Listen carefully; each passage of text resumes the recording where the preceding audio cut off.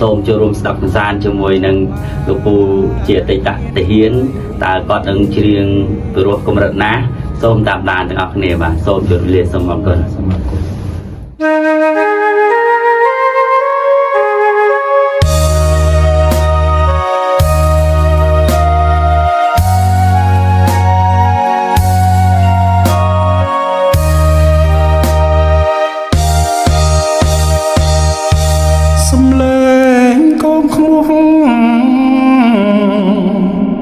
ពីរោះ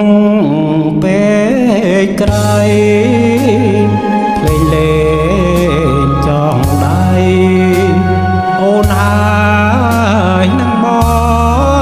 ងយើងទាំងពី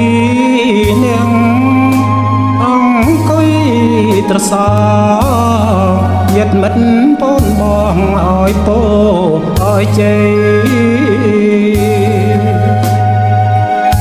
បងទៅស្រុកយួនរៀនក្បួនយុទ្ធសាស្ត្របងមកដល់ផ្ទះអូនបាមានថ្មី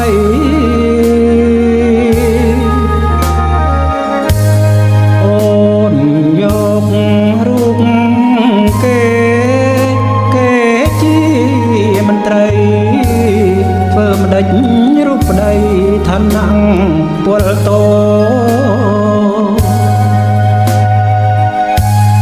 នឹងហើយជីវិតពលតោអាភពពលតោគ្មានទ្រព្យឲ្យពុបចិនដា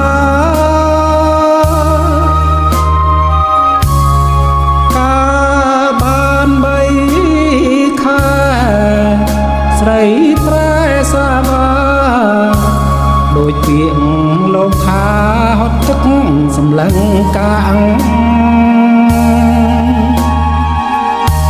តែណាហើយរឿងនឹង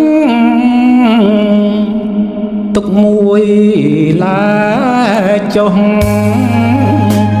រឿងស្រីភិតប្រងជារឿងធម្មតា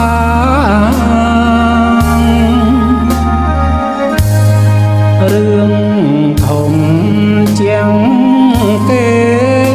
គឺជាតិកាមេរ៉ាលាស្រីសាវាលៀបកា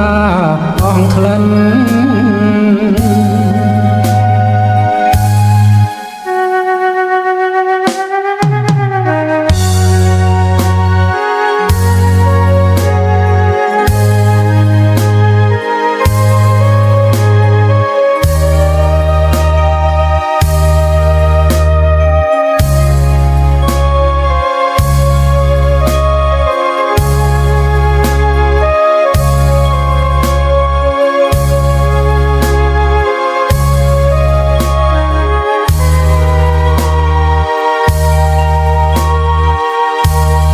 ហើយរឿងនឹង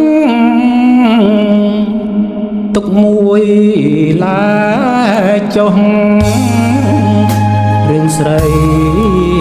ភិតប្រងជារឿងធម្មតា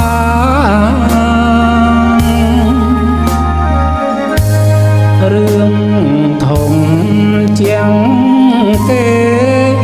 គឺជាតិកាមេរ៉ាលាស្រីសាវាលៀបកាអងក្លិន